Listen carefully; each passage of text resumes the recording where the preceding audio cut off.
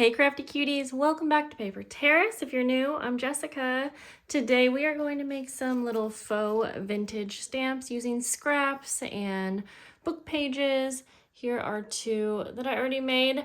I have made these probably a couple years ago, did a full video, but we're gonna do it again today. And I am going to start out just by using some scraps of scrapbook paper I have, but you can use really whatever you want for your base. I'm going to use book pages, and then I'm going to either use stickers or little images from a botanical book.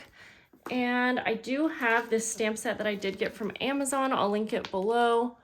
It's really inexpensive set, and this is perfect for finishing off our stamps just to make them look like they've actually gone through the mail. But of course you can kind of just use whatever you want, even if you have a stamp that maybe has some writing on it or you know, some words, that would work, or you could skip that part entirely. So we're gonna go ahead and I'm gonna go ahead by cutting down some of these strips of paper I have, and the size that I like, I want them to be a little bit bigger than an actual stamp because I want these to be able to easily be used in a journal as embellishments or tabs.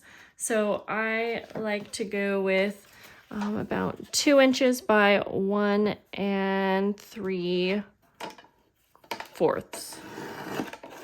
So I'm just gonna cut down. So we have I don't know if I just said that right. So I'm gonna cut it down 2 inches by 1 3/4. Yeah, that's what I mean. These are almost that size, but I just need to trim them down a little bit.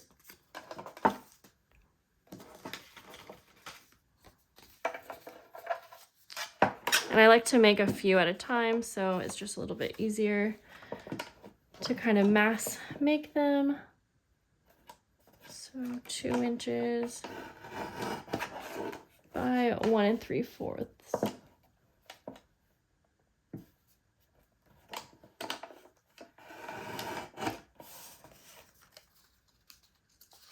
All right, we'll start with that many. And then I'm also going to trim down some book pages. So I like to layer on 2 different pages. You could use coffee dyed paper for this. You could use dyed paper. I just like book pages because they are easy. I'll do a couple with coffee dyed paper, but I feel like book pages everyone could find, you know. And for these, let's see, I didn't measure them last time. I just like them to be a little bit smaller than the base. So we'll probably just go, we'll go 1.5.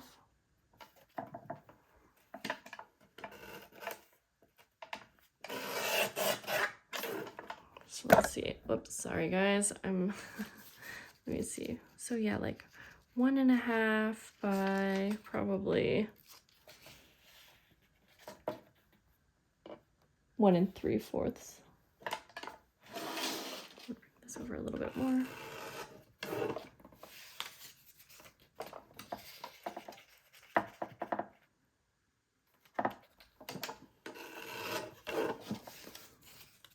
Okay.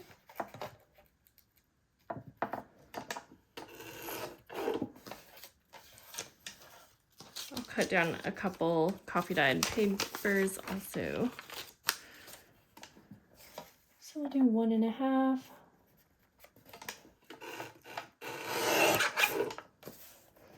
By 1 3/4 ish. All right, we'll get this out of the way. All of my little scraps out of the way.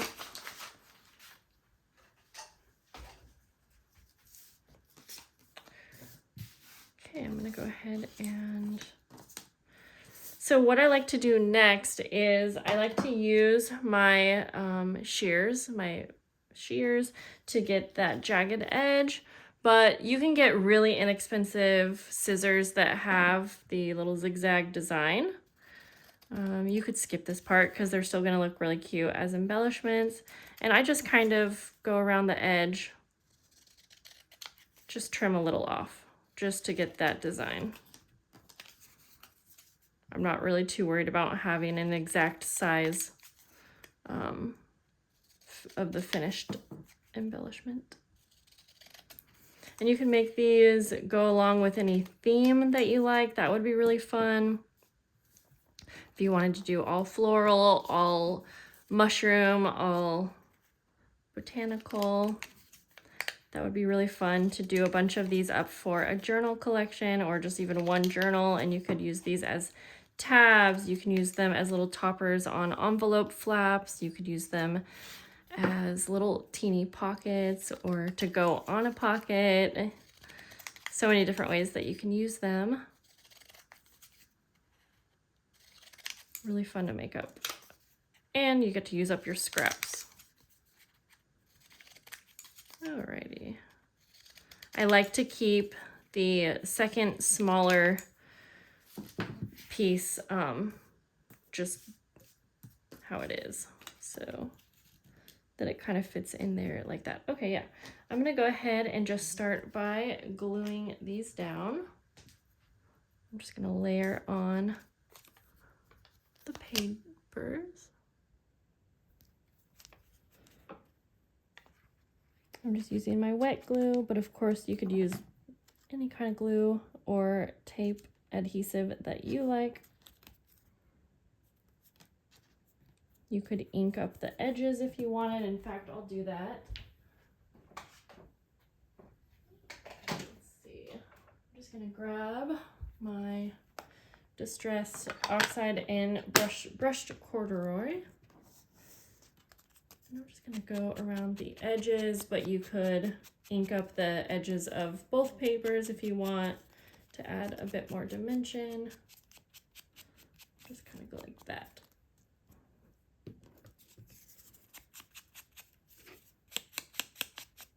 I think the coffee dyed paper is actually going to look really nice, but you could really use any kind of papers that you want for these. These are already kind of vintage looking anyways because it is vintage paper, so I don't need to add too much ink here.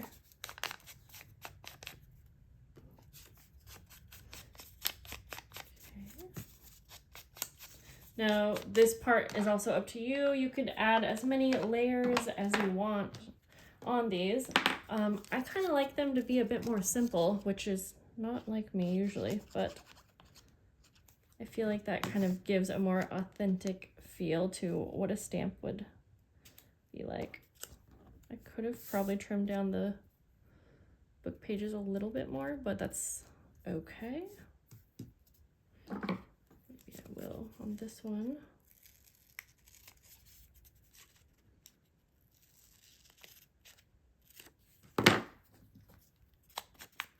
Let's see if I prefer it over the other size or if it makes a difference.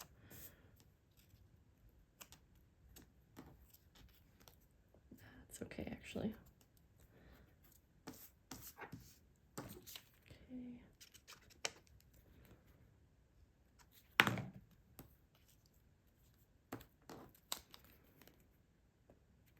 And if you have a paper punch, even better, like a little rectangle size, that might be nice, but it's also pretty quick and easy to trim down little rectangles, especially if you find a size that you like. You can just cut a bunch of that size. Okay, just go around the edges of the zigzag part.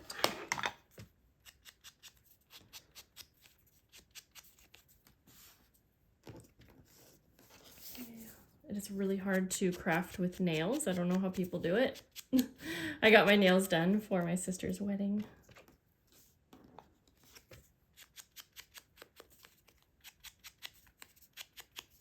All right. So we have 5 here that we're gonna make up. Yeah, so like I said, for this part, I don't like to add too many layers, but I can go through and could use die cuts. I'm just gonna kind of see what I have in here. I want them to fit in the middle pretty good. I don't want them to be going off the page. see, I think that's a little too big. No, that could almost work. Okay, we'll do a dragonfly.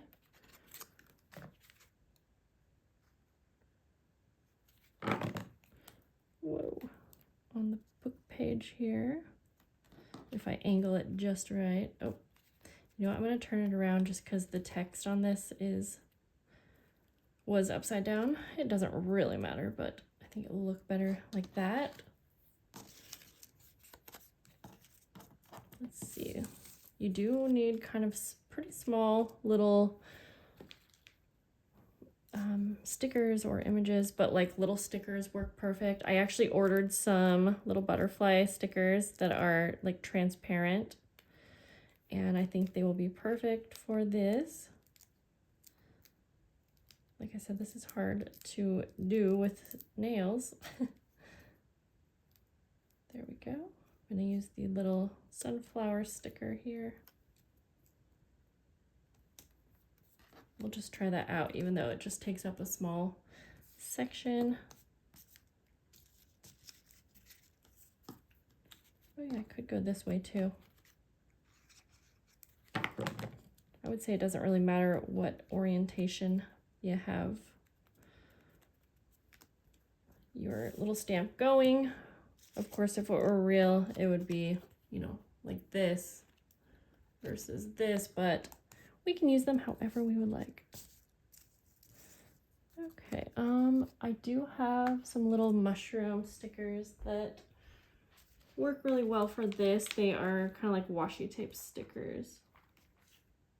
Yeah, perfect.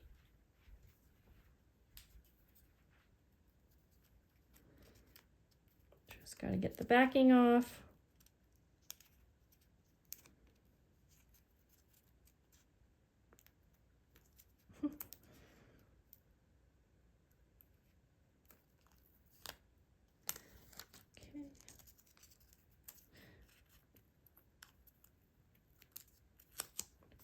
And put that down there. I think this one will fit. Yes, it will.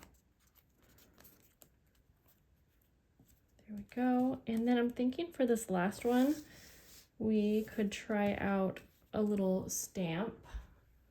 So let me grab one here. I think this size will work, and I'll do a colored stamp. It's just like a little wildflower. Yep, that'll fit. And I'll do this colored because I still want to stamp on like the post markings, if that makes sense.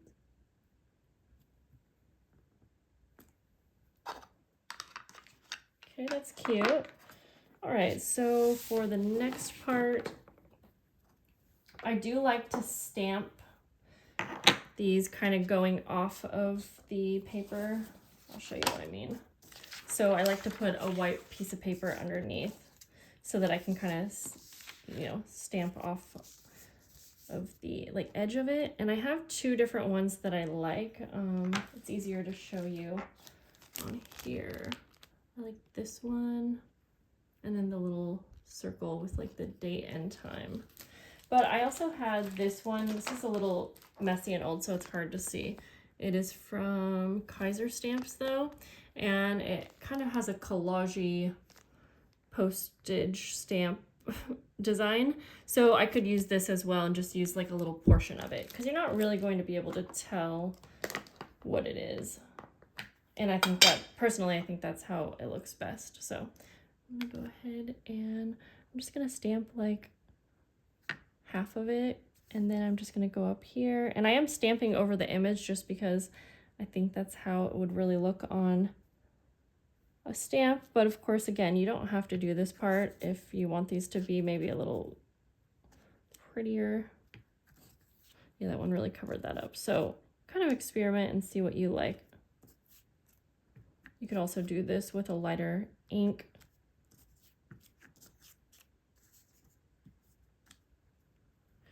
Then I like to take the little circle. I like to do two of them. But again, when you play around with yours, you'll kind of see what you like.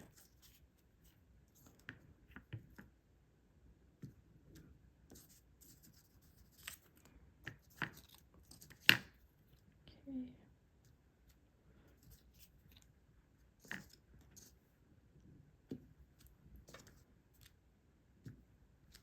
There we go. Oh, I kind of like when the ink is not pure black and it's like this, because I think that maybe looks more realistic. So that's why, you know what, like I said, play around and kind of see what you like best.